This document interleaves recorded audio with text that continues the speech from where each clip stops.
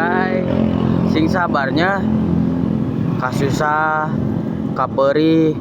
wayahna ayeuna mah teleg heula ku nyalira sanes teu aya nu nyaah sanes teu aya nu peduli seueur nu nyaah mah da aloh ge nyaah kolot ge nyaah tapi wayahna jang ayeuna mah sok kapeurih kasusahna diteleg heula ku nyaliranya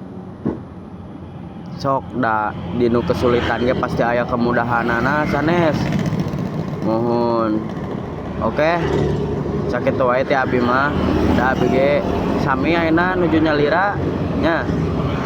hade ulah melibatkan kesusahan urang ka batur kecuali mun orang curhat mah kena naon nya tah sakitu wae nya mun teu kuat teuing ngomong we ka Pak Dedi kitu nyungkeun dibawa ka barak kitu nya. Yo assalamualaikum.